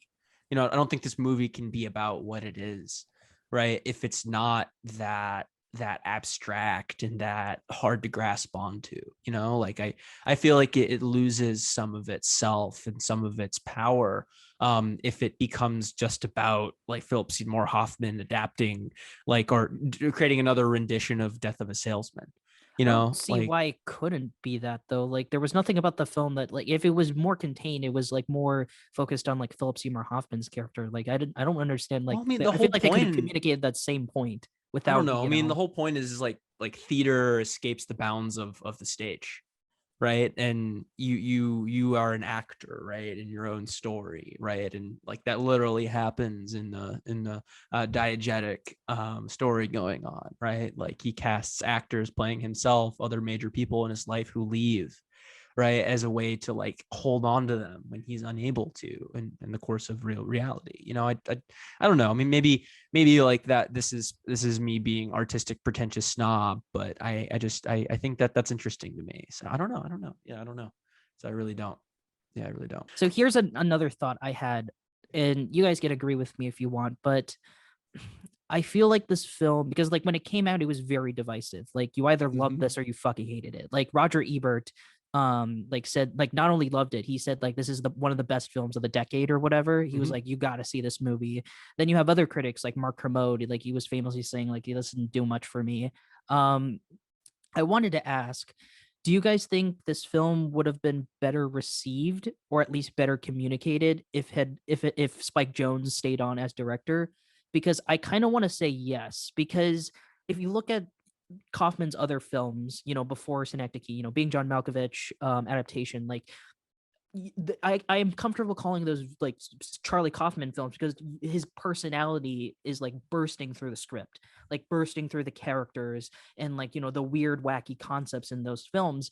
But like and that's what I really appreciate about Spike Jonze, because like I felt like Spike Jonze was like that funnel that Charlie Kaufman needed, where it's like he has all these great ideas, but he needed sort of like a funnel that like allowed it to kind of like morph into something that was like very coherent and logical to follow, and like ultimately could be a well-structured film. But I feel like, and I think this just kind of has to do with the fact that this was his directorial debut, but like he doesn't have a Spike Jonze in this instance. Like, Spike Jonze isn't there to kind of like funnel out ideas for him. Like, so he just kind of has more free reign to do whatever the fuck he wants. Like he has more sort of like freedom to like explore all these like ambitious ideas. And I think that, and I don't mean to come back to I'm thinking of ending things, but like this is why I think like those ideas are better communicated in that film, because at that point, like Charlie Kaufman has grown as a director. Like he has become his own Spike Jonze, where it's like he knows how to like cut out what's like too like out there and like doesn't really fit coherently with the story, and like just get into the meat of things. Like Anomalisa is another example of that too, where it's like it's just straightforward. It gets straight into it. It's not like cluttered with all this bullshit or anything. So I was wondering if you guys agree with that. Like I personally felt like the film would have been better received if Spike Jonze stayed on as director, but that's just me. So yeah, I mean, I think like Charlie Kaufman definitely is a visionary, right? Oh yeah, I'm not denying that. Yeah, Yeah. like when sometimes that can be tempered, right, by another artist. And so if someone like Spike Jonze, who directed Adaptation and Anomalisa, right? Like I think that being John Malkovich. Being John Malkovich, yeah. Sorry. Sorry, movies are confusing. That's why I or like a Michel Gondry. If he had a Michel Gondry, I feel like it would have been better communicated, but I don't know. So. Yeah. What do we think of the direction? How do we think this is different here? I was just gonna say I found the direction a little flat. I think part of that might be I think part of the movie might be trying to imitate a play, like in the direction. It's mostly pretty close. In the there's not a ton of like really huge fancy shots, big drone shots or whatever, helicopter shots in 2009. I didn't think the directing was incompetent. Yeah, like I think what it came to like the editing, I really appreciated the editing of the film, like for the static shots that were in the film, because again, he's trying to replicate a play, like he compensates it with like really like stylized editing. So I definitely was I think sometimes I was a little bored by the direction, and just the ideas and the kind of the meat of it was there, and so the direction didn't bug me too much, but I would say that was probably weak side of it. Just as an aside, do either of you know why Spike Jonze directed Being Where John the Malkovich? Wild Things Are? Oh, Being John Malkovich? No, I know. I'm just curious if I can tell the story. Well, no, I mean, I'm aware. Basically, and you can like correct me if I'm wrong, but like basically, Charlie Kaufman wrote the script for Being John Malkovich, and it kind of like went away in the system, like it kind of like was in circulation, and then Francis Ford Coppola, the Godfather guy, like he picked it up, and I guess he liked it enough because he gave it to Spike Jonze, who was at the time Sofia Coppola's fiance. And he gave it to him because nepotism and shit like that, and he was like, cool, I'll direct this sounds awesome. The funny thing is that like Spike Jonze wasn't a big director. I think he'd done some like he did music videos before. Yeah, like skateboarding videos. Yeah, which is super funny that then these two just fully it's kind of crazy. It's kind of crazy, yeah, that the guy who directed Being John Malkovich and Adaptation is the same guy who created Jackass, the TV show. So right, I know, and then Spike Jonze just does insane things outside of what has he been doing recently? Like the last film he made was Her, and I don't think he's like on board on a new project since then. Her was great, by the way, if you've seen it. So yeah, but yeah, whatever. Anyway, back to Synecdoche. Xander, do you have any more thoughts on the thing I said, or if you want to bring up a new point or whatever? So I mean, I guess I forget what you said. Do you think this film would have been better received if like Spike Jonze was like stayed on as a director? I mean, I think the premise of that question is I think the direction is responsible for part of the issues. I mean, when there's a reason why screenwriters are screenwriters, right? And directors aren't responsible for like creating the script, right? I mean, the screenplay is the starting point of a film, right? and so you need so many other people to kind of realize a movie from that, because as a scene as envisioned by the writer might not work, right? And so maybe this is a case where maybe Kaufman was given a little bit too much freedom, and that kind of reflected in the outcome. I think, Well, yeah, if that's the kind of other hard movies are 'cause- any indicator, I can imagine Anomalisa being John Malkovich adaptation in the hands of Kaufman being much more kind of grandiose, right? Well, But they feel contained. That might be because of the I don't want to direction. like take Yeah. away freedom from Charlie Kaufman, because like Anomalisa, and I'm thinking of ending things, like he in both of those he had like complete creative freedom. He got to do whatever the fuck he wanted. Like how Anomalisa got started was that Dino Stantopoulos, or whatever the fuck his name, he played Starburns in Community. Like he basically like just threw money at Charlie Kaufman and said, here's money, do whatever you want, make your movie. Like and it turned out to be great. Like I love Anomalisa, and I'm thinking of ending things like that's literally how Netflix works. Netflix seriously just throws money at you and says, here's money, go make it, do it, fuck it, you know? So I don't think the creative freedom is the problem. It's just that I think it's Charlie Kaufman's lack of experience might have been a hindrance on the film, because I like this is why I bring up Spike Jonze, because I think like since Spike Jonze is experienced with like making Charlie Kaufman movies, like I feel like he would be able to like reel back in some of these more like ambitious ideas, if that makes sense. So Yeah, I think it makes sense. Mhm. So Yeah. I mean, I guess what do we think of like the performances? So, or the characters? Philip Seymour here? Hoffman's was great. I loved him. I think he was awesome. Yeah, but I want to give a kind of particular, because I know Philip Seymour Hoffman's like the standout because it's literally a movie about him. But I kind of want to give praises to like the other performances. Like Catherine Keener's like great as always, but I really like Michelle. I really disliked her character, and that's but that's yeah, what makes it a that's great the point. performance. Yeah. So Yeah. it's like, But like I really like Michelle Williams as well. I don't Yeah. remember the actress who played Hazel, but she did a really great job. There was a lot of I speaking of Hazel, there was a lot of metaphor surrounding her, like the burning house. Like I think that was like a big thing. Like I wanted to get her like, books as well. her books. Yeah. Like I wanted to get kind of like your guys' interpretations of all that stuff. Like what do you guys make of all that? I guess like the burning house is probably dissatisfaction. Like you constantly throughout the movie. I think Hazel's character is moving between like, oh, she's working in a box office, and then she's working at a lens crafters, and then gets fired at the lens crafters, and is like meeting like marries the son of the realtor who sells her the burning house, right?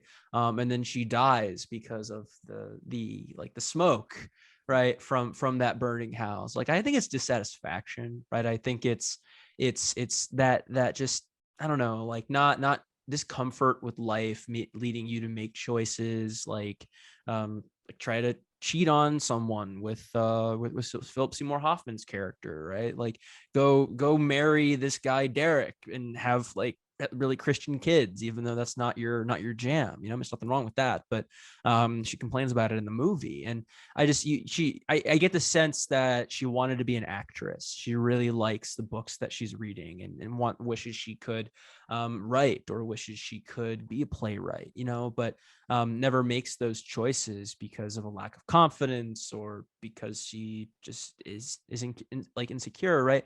I think it's dissatisfaction. And in a the way, consequences I think that's facing. why they're perfect for each other, Hazel and Philip Seymour Hoffman, because like Oh. Philip Seymour Hoffman is like this literal walking like you know, party pooper like symbol. You know, it's like every person that Philip Seymour Hoffman ends up with like has this sense of like dissatisfaction, the sense of like disappointment. You know, like Catherine Keener, like she there was that therapy scene where it's like Catherine Keener's like, yeah, I fantasized about like your death or whatever. Oh, and like God. once she leaves him to go to Germany, now she's like this fucking like superstar like artist or whatever. She's famous. She has 2 husbands, you know. All of her daughter like has a tattoo, and she has this like sense, she has this idea that like Philip Seymour Hoffman left her to have anal sex with like a gay guy named Eric. Yeah, or something I didn't. Like that. I didn't. Like, so I guess that was also what I was confused about, because I did not know both what elements that of was. the movie Yeah. that I was confused about, because I just, to what extent was like what happened with Adele Lack like real, and why was the story constantly insisting that this character was homosexual or gay? It was the subtitle. And I don't know, like I don't know, I get the sense that like he's really dissatisfied, or Philip Seymour Hoffman's really dissatisfied with the relationships he's had. But I thought it was kind of weird. It was like, are you gay? And forgive you. You need to like the scene where you see Adol Olive, right? And he's like, I must you must ask me for forgiveness for like going and having anal sex. I was just like, this is just really weird. Like, what the fuck? I didn't understand those elements of the screen. I think that was just supposed to be like that specific allegation where his daughter's dying and says, I don't remember her name, the Jennifer Jason Leigh character.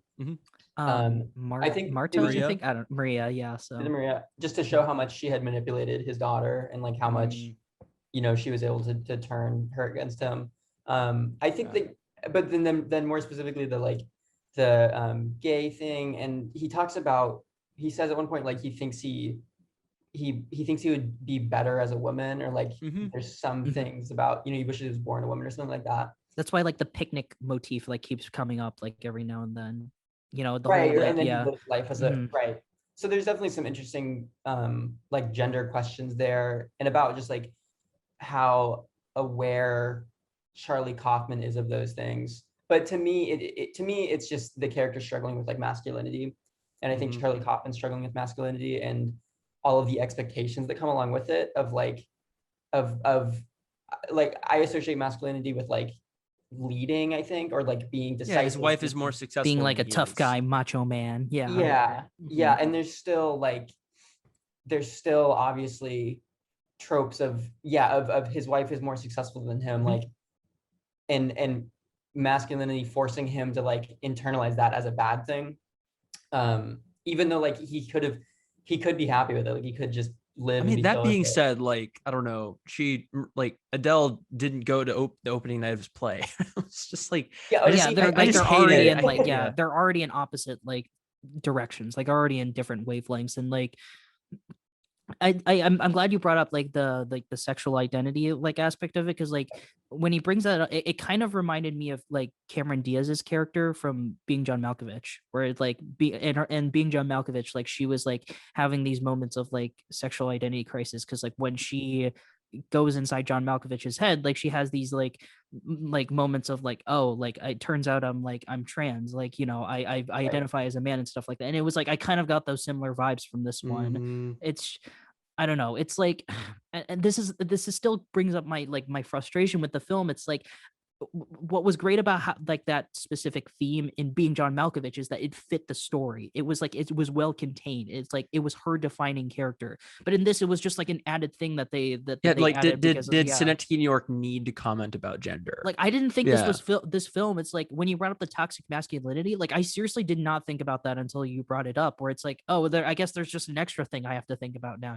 It's like, not that I'm opposed to like thinking about like filmmaking and like the themes of films. It's just that like it all has to like be coherently like well told. It has to like make sense within the context. Yeah, so where is the feeling of incoherence coming from? I mean, I definitely, it was incoherent, but A, you enjoy, I'm thinking of ending things, and B, I think that like it's intended to be that way in some respects. I don't know. It's intended to be provocative and unconventional. Why does it feel incoherent? I liked the first 20-30 minutes of the film, and I liked the ending, but it was just that like that middle lull where it's like, oh, I'm getting Todd Noonan and he's gonna copy me, and then like he's gonna like hit on Michelle Williams, and then like we're gonna get an actress who plays Hazel to be Hazel, while also Hazel like falls for it. It's like all this like middle lull stuff. It's like, I get what you're going for, and on a technical level, I appreciate it. I love what's going on. It's just that like, I don't know, there's nothing for me to grab myself emotionally, like there's nothing there where I can just like go, like it wasn't like Adaptation or Anomalies where it's like I completely understand what's going on, and like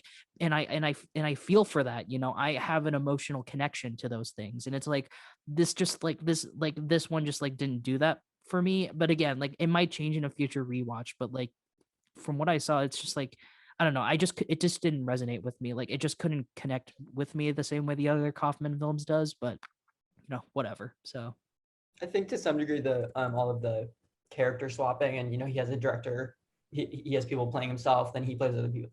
I think some of that is meant to fuck with people who like really like to trace these things and draw the diagrams and like, oh, this means this, this character is playing him because of it. And to some degree, I think that's maybe just like Charlie Kaufman was like, I'm going to throw all, you are not going to know who's playing who. And if you try and like figure that out, like it's going to be your, this is a thing that I really liked about the third act, where it was when the play escaped the confines of the stage, right? When he was other people were performing other people, right? It made you question who is performing who. The director starts performing a character takes over the role of the director as a character, right? Like I just was that not interesting? Was that not cool? No, like, I thought it was I like cool. that. I liked all that. Yeah, it's just sorry, Jody, you can finish your point. Yeah. I wanted to touch on that bit where the actor takes over his role and actually starts directing the play, the female actor, because it reminds me of Adaptation, because when she takes over the director's chair, she does a scene that gets the themes of the movie across in a very like direct way, in a very engaging way. This is when the pastor at the funeral starts describing things. She describes the themes of the movie. It's like entertaining. There's like music playing. It's a little cheesy, but it's much more like Hollywood. It's much more straightforward. So that reminds me of Adaptation, where the third act is Charlie Kaufman showing you he knows how to like do this the straightforward way. He knows how to do this in a way that is accessible, in a way that is entertaining, in a way that will make the audience like the movie. But he's kind of choosing not to. He is making a choice to do it how he wants to, as opposed to what's going to make the most sense. I mean, I get that. Yeah. And like, I mean, I don't go to a Charlie Kaufman film and expect like a conventional told film like that. Obviously that's, I want to see a Charlie Kaufman written Marvel movie. I think that's the way to go. He has stated that he's like, he wouldn't mind directing a superhero film. So I would be kind of interested in what that would look like, Yeah. Like a Charlie Kaufman directed Spider-Man. Isn't that just adaptation kind of? I don't know. Maybe he'd make a Spider-Verse type of thing. That'd be cool. I would want to see that. I'm glad you brought up that scene, like the priest scene. What I kind of got out of that, I didn't think about that until you mentioned, so I'm glad you brought it up. But like there were multiple times throughout the film where like Philip Seymour Hoffman's character, where it's like, tell me what to do. Like, I don't know what to do. He's like, there was that scene in the beginning where like when Hazel and Philip Seymour Hoffman like hook up, and she was like, beg for me that you want me or whatever. It's like, and I think it's like, it's really this really cool foreshadowing where it's like Philip Seymour Hoffman has reached to this point where it's like, he doesn't know what to do anymore. He said multiple times throughout the film, I don't know what I'm doing. I have no idea what the fuck I'm supposed to do and stuff like that. And he reaches a point where like, he just kind of gives up. He doesn't direct the film anymore. He gets Diane Weiss to like direct the film for him, dressed up as him. And like, he has the earpiece thing, and like, rather than just making his own conscious decisions, he just lets Diane Weiss tell him what to do. He's like, he says, walk this way, or like take the golf cart and go that way, and like lean on her head and stuff like that. And then the last literal thing that happens in the film is that Diane Weiss tells Philip Seymour Hoffman, die. And so that's like a subtle foreshadowing, subtle indicator where it's like, yeah, like Philip Seymour Hoffman has died at this point. That wasn't that subtle, I don't think. No, for a movie that's trying to be subtle, that was like the most unsubtle thing ever. Like, what literally, the fuck? the screen fades to white.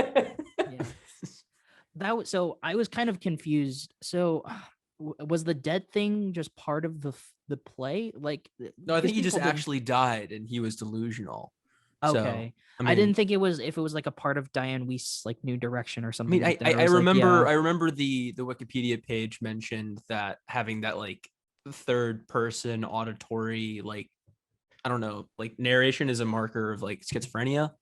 Okay. Yeah. So I think, this character is delusional and has mental health issues here. Or he is forcing that, or he's imposing that by having an earpiece and like simulating schizophrenia. Sure. I don't know. I was thinking it was sort of like I'm thinking of ending things type, like he was fantasizing it about at a certain point, because there was that one scene where like Tom Noonan like commits suicide. He jumps off a building, and then like Philip Seymour Hoffman just walks up and it's like, I didn't jump, like I didn't kill myself, like I said someone saved me and stuff like that. I was like, I felt like that it was at that point like we were getting into more fantastical elements, like he was fantasizing about like. I mean, there was the scene stuff, where the so- therapist was like says, why did you kill yourself? And she said, like, when they were talking about the 4-year-old who wrote the skinhead book, like, yeah, like that. I guess that was weird. Or Jody, yeah. Oh no, sorry. I was just. You can finish your point. Oh God, I think you're cutting out a little. So I was just a little confused. Yeah, and I think like the therapist was another thing I wanted to raise, just because the marriage therapist just being like really, I don't know, it's just really, I don't know, it was weird. I don't know, just the way she was written and performed. Like the last thing in the book is like he's imagining her on the plane with him to Germany, and she's like, I want to fuck you, right? Like, and then the book he says no, and the book ends. And I was like, I've offered you like my like just the phrasing. I just it was just I just thought that was weird. Did you guys pick up on the weird editing decisions where it's like before Philip Seymour Hoffman can like finish his sentences, like the therapist interrupts him and like answers the question before Philip Seymour Hoffman can like finish answering the questions? Like, did you guys notice that, or was that just me? I think I think I remember. Okay, yeah. That I was like, I can't be crazy. That can't just be me. It's speaking of the therapist, the book covers that are like everywhere on the floor, like as like Philip Seymour Hoffman's like kind of driving around and stuff like that. I think, I don't know, I kind of looked at that as like a fuck you to the therapist type of thing, where it's like, buy my book, you'll feel better about yourself. Yeah, $45 for a fucking book. Jesus, might as well take my entire lunch money too. So but yeah, I think it's like him sort of like coming to it was like, I kind of found it as like a less obvious version of the ending of I'm Thinking of Ending Things, where it's like, and at the end of I'm Thinking of Ending Things, he was like coming to terms with himself. And like when he finally chooses to kill himself, it's like him coming to his own reality, where it's like, I'm fucked, mentally and like both like physically, where it's like, I got nowhere else to go. I might as well just end it right here. And like, I don't know. I kind of thought I feel like that was what he was going for. It was just less obvious to me. It was like, it wasn't communicated as well, if that makes sense. So I think Charlie Kaufman has like had some very bad therapy experiences, because there's a few. sounds like it. Yeah. I guess we should wrap up and like get into final thoughts, unless like anyone else has like something else they want to talk about. Okay. I guess I can give my final thoughts first. As I said, I don't hate the film. I think there's just so much to appreciate, where it's like I can't bring myself to hate it. I wish I could love it as much as everyone else. I wish I could call this like my new favorite movie of all time. I wish I could say, oh yeah, I wish I can say, oh yeah, this is the greatest movie of all time. I mean, it's good, and I definitely will rewatch it at certain points in the future, because I want to fully understand what's going on. I want to like grasp like the nature of what Kaufman was going for, but I don't know, like in terms of like emotional resonance, like this was just the least resonant for me. Like there wasn't much there for me to grasp compared to his other work. So yeah, I think I'm gonna give this an 8 out of 10. So Cool. I think I'm on the same wavelength. I guess I really liked this movie on a first watch. I remember it being very provocative and very interesting and very existential, and that's where I think Kaufman's at his best, right? Just those movies that I don't know that resonate with you and make you question, right? I mean, some movies make you appreciate, some movies make you cry, right? Some movies make you happy. Like I feel like Kaufman's at his best when he makes you question, right? And I felt like this movie did that. But I think on a rewatch, I didn't think I got much new. Right. I've seen it twice. It felt like it was intentionally trying to at times mess with you, like it felt like just in terms of what happened in the movie, what it's about, how it's written. Right. Like I really it didn't resonate with me as much. And I think after this conversation, I think there are some legitimate weaknesses in terms, especially that middle section, where it's just trying to be meta for meta's sake and doesn't use meta in a way to like maybe an adaptation where it made the characters. Yeah, I thought it was better done in adaptation. It wasn't as strong, and so I think on Letterboxd, I think I actually gave it a 5 out of 5 on my first watch. But I think I'll probably give it an 8.5. Yeah, maybe an 8. I don't know. I think I'm gonna give it a 7. Yeah, I'm gonna give it a Okay. 7. I don't know. It's one of those movies that I'll probably have to rewatch a couple more times before I'm confident. But the rewatch experience was hard, and this conversation's not made me more enthusiastic about it actually. So yeah, Jody. My take, going with the theme of synecdoche, where like, like a smaller part of something is representing the whole. Yeah. I find myself like really into each individual aspect of this, like the visual metaphors, the performances, the things that make it up. I think to be more interesting than the whole of it all put together, which I think in part is because it is just so much to take in and hard to see it as a cohesive piece. But I wanted to highlight one of those individual pieces, and that's the song that plays at the end and throughout, which is Little Person by John Bryan, I think. John Brion, I'm not sure how to say the name, which is just a very nice, very sad little piano piece with a singer. And so I'd recommend listening to that song if you haven't. But yeah, I'm gonna give it an 8. I enjoyed it. But that, cool. I enjoyed the bits of it more than I enjoyed the whole thing, I think. Makes sense. Yeah, I don't want to give it a lower score because like I feel like my flaws with the film is like more to do with my personal preferences, like, but like I don't prioritize that much. It's like I try to look at it as objectively as possible. I'm like, objectively, it's a really great movie. It's just there's just not much there for me in terms of like emotional resonance and stuff. So yeah. Okay, great. That's the end of that convo, I guess. You guys want to get into Q&A? Yeah, let's do it. Let's do it. So, as always, for any of you listening to our show on YouTube, if you have any questions that you'd like for us to answer in a future podcast episode, just leave it in the comment section below. If there's any question you'd like for us to ask regarding, films or TV or whatever, but mostly films, just leave it in the comments and we're happy to answer them in the next episode. Also, our social media stuff is attached in the description, both in YouTube and Spotify and all that stuff. So if you want to DM us any questions, you don't want to leave any specific comments, you'd rather just send those questions to us privately, just, follow us on Instagram, follow the Instagram page, and DM us those questions. We'd love to have them. Please send them. I'm really lonely. So we need Zander. DMs. We need friends, guys. Yeah. Okay, great. So for this week, because we were on like a Charlie Kaufman binge, I figured, I'd structure the questions to be more Charlie Kaufman themed and stuff like that. So I have the questions here. So the first question is, we've been talking about Charlie Kaufman for a while. So how would you guys rank Charlie Kaufman's films from like favorite to least favorite? But I say that like kind of loosely in the sense favorite's that like definitely human nature. Yeah, like none of these are like bad movies, but like kind of like what you prefer the most to prefer the least. I guess that's the best way to describe it. So, and if you haven't seen any of them, like one of them, like that's fine. I still haven't seen Eternal Sunshine, so like I'm kind of excluding that from my tentative list. Jody, you want to go first since you're our guest? I'll go in. I would say Synecdoche, New York is at the top. I'd put Eternal Sunshine second. I'm thinking of Ending Things. Adaptation, John Malkovich. I think I'm forgetting one that I've seen. Anomalisa. Oh shit! Oh no, Anomalisa is third. So rank it up there. And then I haven't seen Human Nature. I haven't seen. He wrote Confessions of a Dangerous Mind. Yeah, but I don't really consider that a Charlie Kaufman film because he's disowned the film. Like he's said that like George Clooney took his script and like kind of changed it into something that he wasn't proud of. So like I don't really consider that a Charlie Kaufman film. So yeah, my favorite's Chaos Walking. Oh yeah, great script, great movie right there. Chaos Walking memes, please.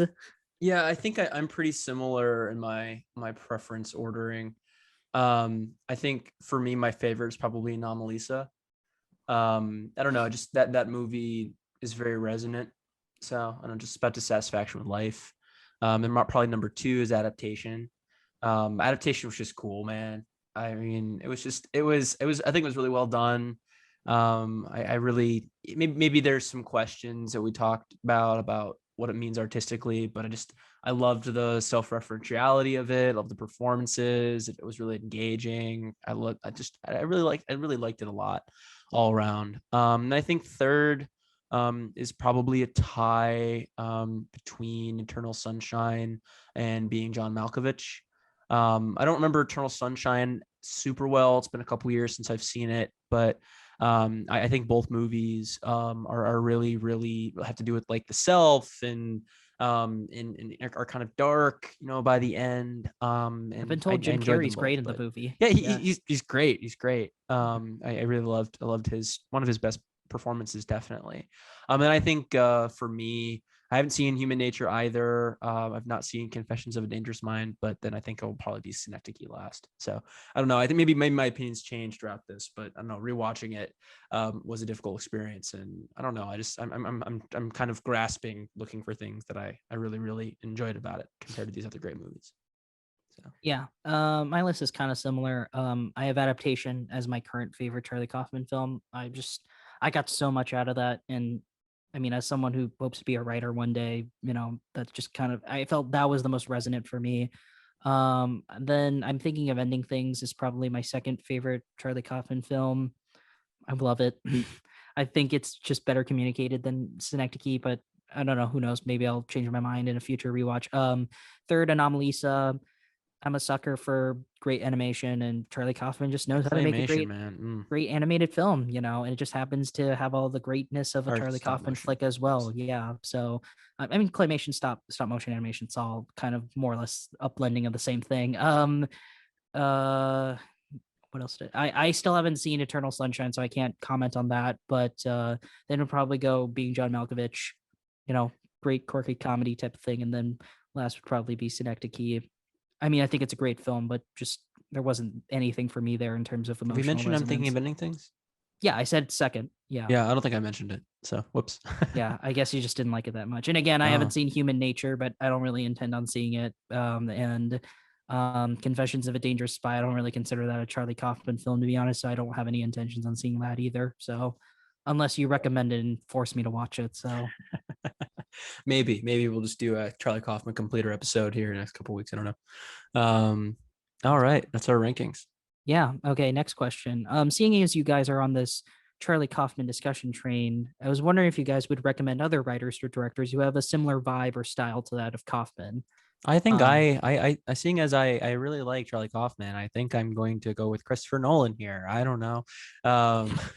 Yeah, great jump. yeah. No, I think for me, I can't really think of many other filmmakers, film writers who are as existential. Right, Kaufman is really theoretical. Is very, very like most of his movies are about media. Right, they're about plays, or they're about writing movies, or they're about an actor. Right, and Anomalisa is the one exception to that one. But I think I don't know. I'm not a huge Nolan fan.